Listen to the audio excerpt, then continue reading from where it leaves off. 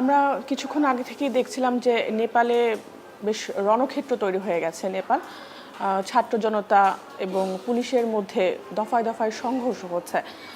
নেপালের সর্বশেষ তথ্য যদি আমি আপনাদেরকে জানাতে চাই, সেখানে সবশেষ নিহতের সংখ্যা 14 জন হয়েছে এবং আহত হয়েছে বেশ 100-র উপরে মানুষ আহত হয়েছে এবং এদের মধ্যে বেশ কয়েকজন ছাত্র পুলিশের গুলিতে নিহত হয়েছে, যেটি বেশ দুঃখজনক ঘটনা। আমরা যদি বিশ্লেষণ করি ঘটনার মূল কারণটা কি এবং ঘটনার সূত্রপাতটা কোথা থেকে শুরু হয়েছে, গত কয়েকদিন ধরেই নেপালে ফেসবুক, ইউটিউব এবং টুইটার সহ প্রায় 26টি সামাজিক যোগাযোগ মাধ্যম বন্ধ ঘোষণা করেছে নেপাল সরকার।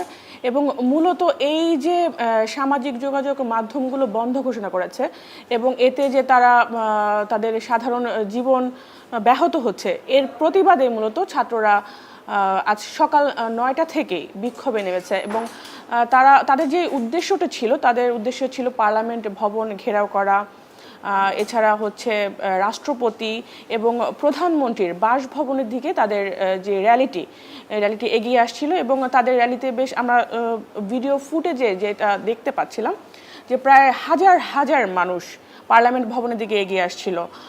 তারা এক পর্যায়ে যখন পার্লামেন্ট ভবনের বেশ কাছাকাছি চলে যায়, তখন পুলিশ তাদেরকে বাধা দেয়।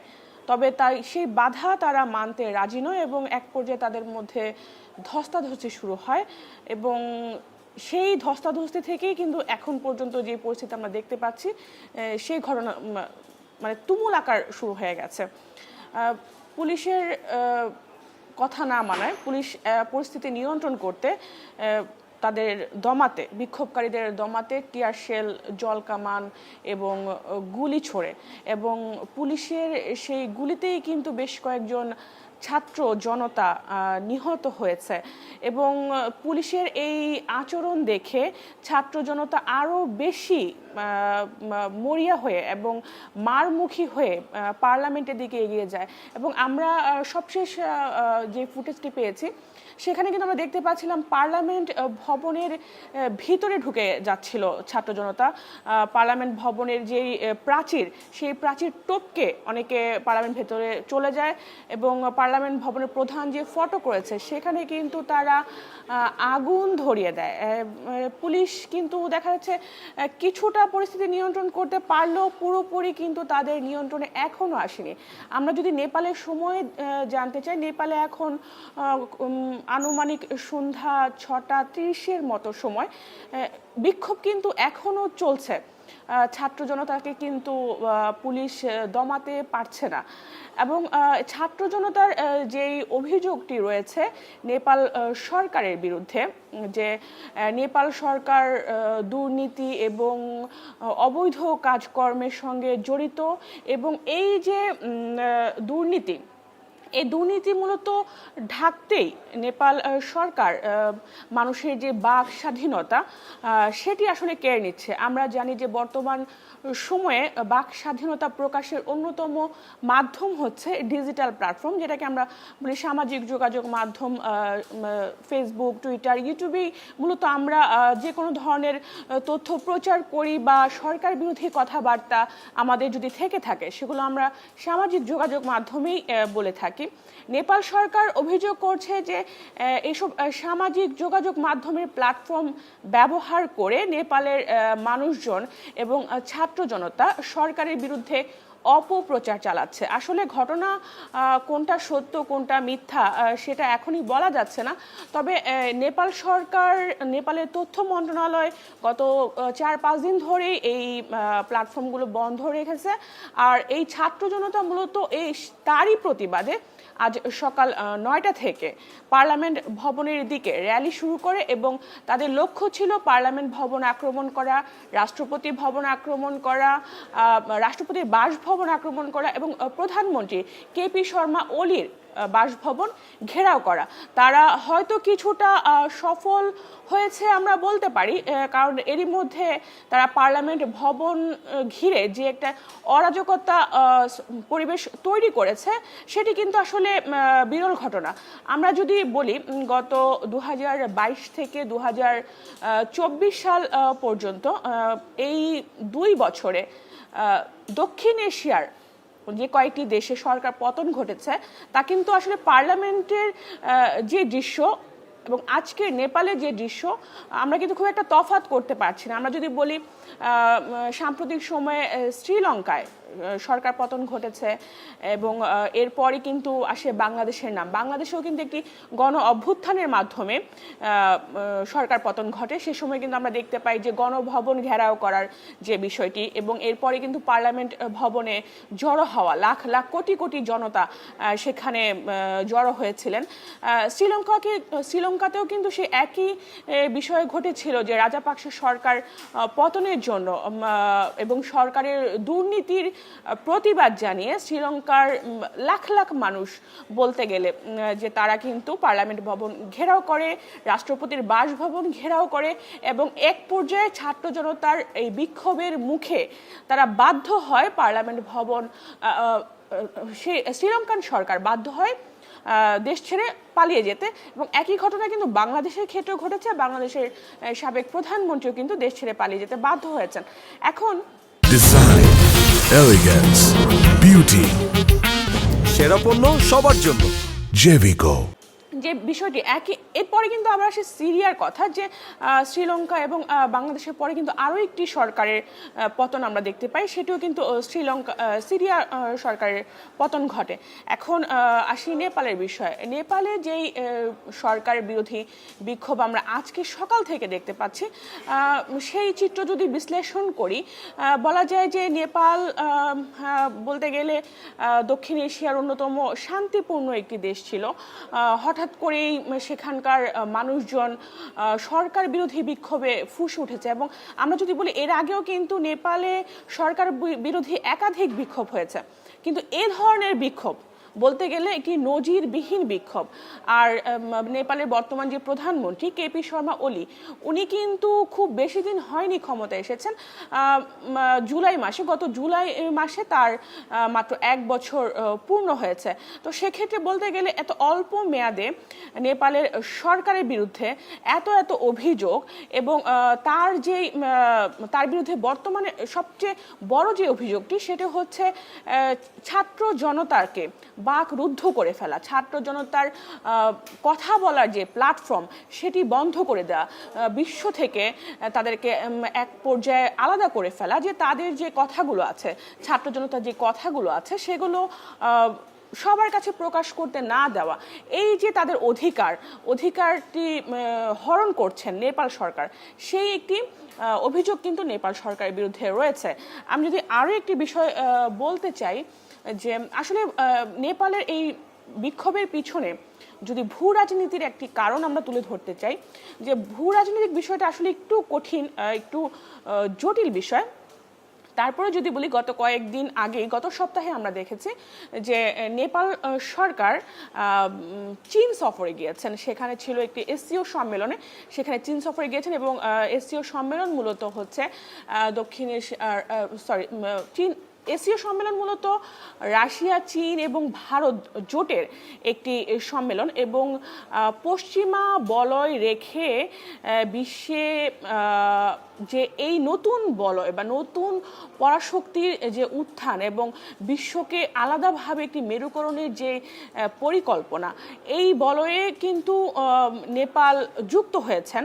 এবং আমরা যদি বলতে চাই যে নেপাল মার্কিন আধিপত্য রেখে রাশিয়ার নিয়ন্ত্রণে বা চীনের নিয়ন্ত্রণে একটি নতুন বলয়ে নেপাল যোগ দিয়েছেন। এখানে মার্কিন যুক্তরাষ্ট্রের কোনো হাত আছে কি না, যে কেন নেপাল তার মার্কিন যুক্তরাষ্ট্রের প্রতিপক্ষের সঙ্গে সমঝোতা করছেন বা কোনো ধরনের চুক্তিতে গিয়েছেন বা ব্যবসায়িক অংশীদারিত্ব বাড়াচ্ছেন, এই ক্ষোভ থেকে যুক্তরাষ্ট্রের এই বিক্ষোভে হাত রয়েছে কিনা সেটি আসলে একটি চিন্তার বিষয় অবশ্যই রয়ে যায়।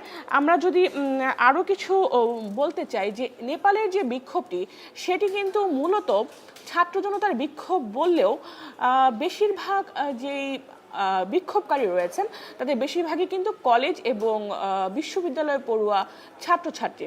তো সেক্ষেত্রে দেখা যাচ্ছে বাংলাদেশে যে ঘটনাটি ঘটেছে সেক্ষেত্রেও কিন্তু আমরা দেখতে পাচ্ছিলাম ছাত্র জনতার মধ্যে বিশ্ববিদ্যালয় ছাত্র এবং কলেজের ছাত্র সংখ্যাই সবচেয়ে বেশি ছিল। তাই আমরা এই বিক্ষোভকে আমরা বলতাম যে ছাত্রদের আন্দোলনের গুরুত্বটা অনেক বেশি ছিল।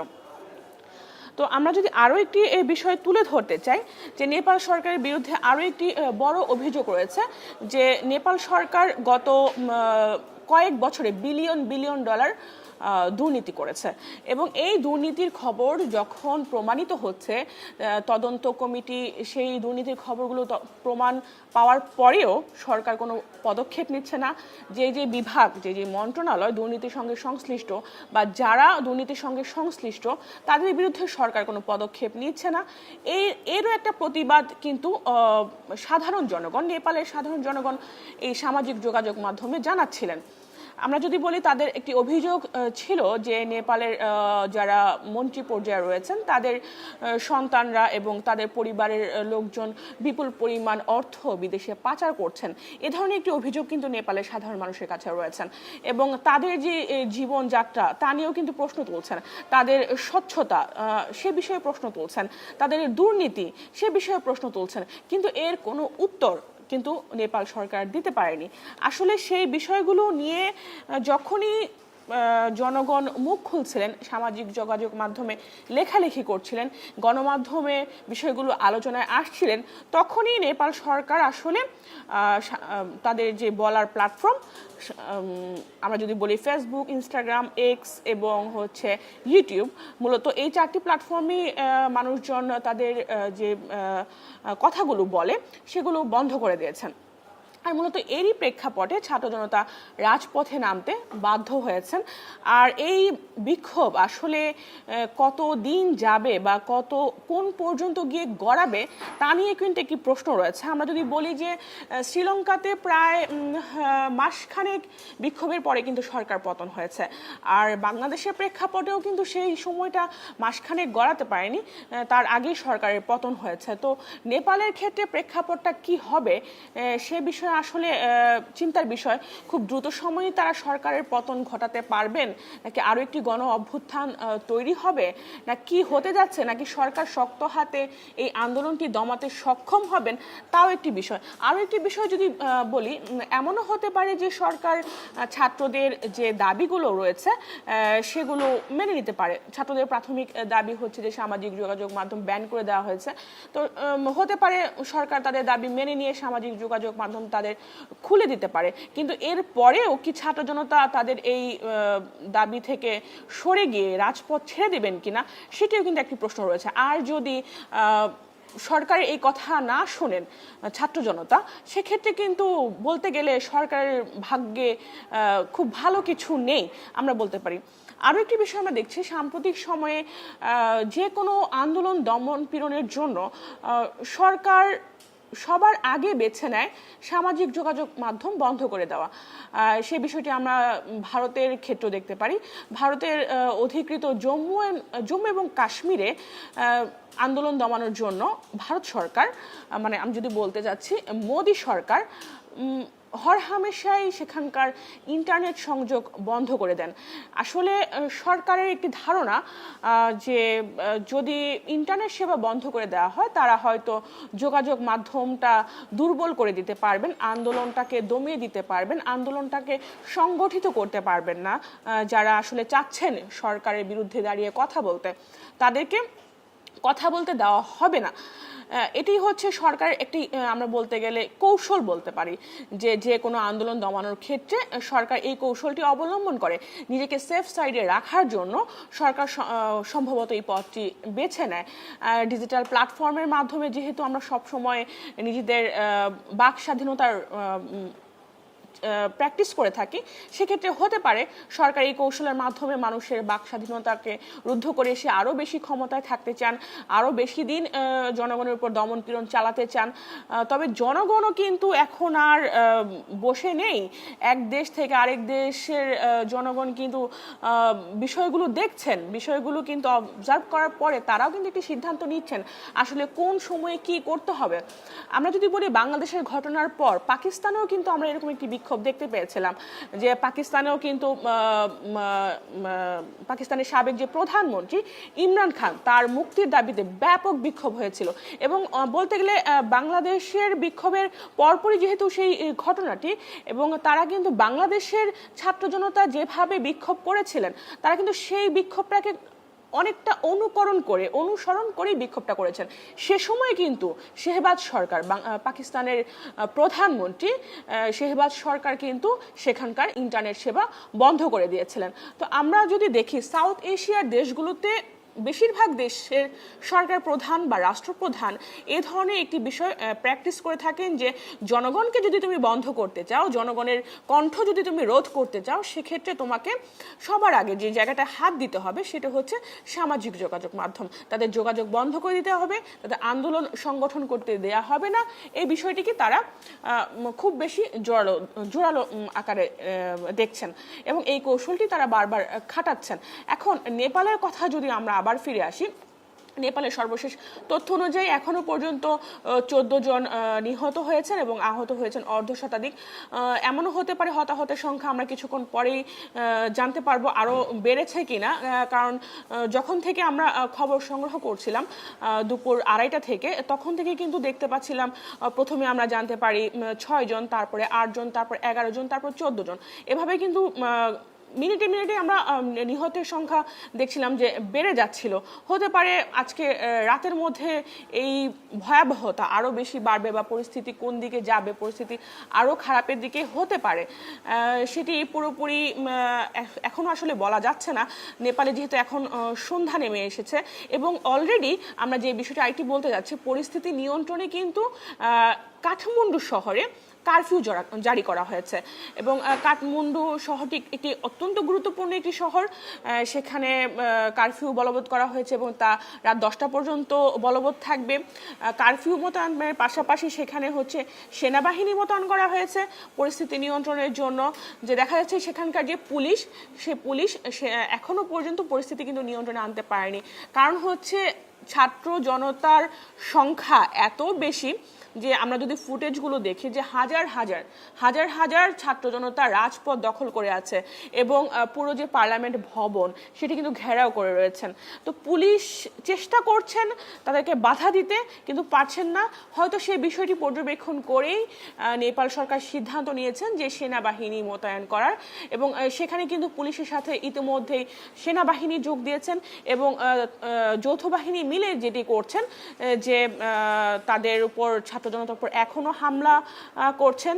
আসলে বিষয়টি কোন দিকে যাচ্ছে বলা যাচ্ছে না। যদি হামলার তীব্রতা আরো বাড়তে থাকে, ছাত্র জনতা আরো বেশি ক্ষুব্ধ হবেন, তখন দেখা যাচ্ছে পরিস্থিতি আরো ভয়াবহ আকার রূপ ধারণ করতে পারে। তবে আমরা সে বিষয়ে কোনো মন্তব্য না করি। কি হচ্ছে, ছাত্র জনতা আরো একটি গণ অভ্যুত্থান দেখাবেন নাকি নেপাল সরকার তাদের শক্ত হাতে দমন পীড়ন করবেন, সেটি এখন দেখার বিষয়।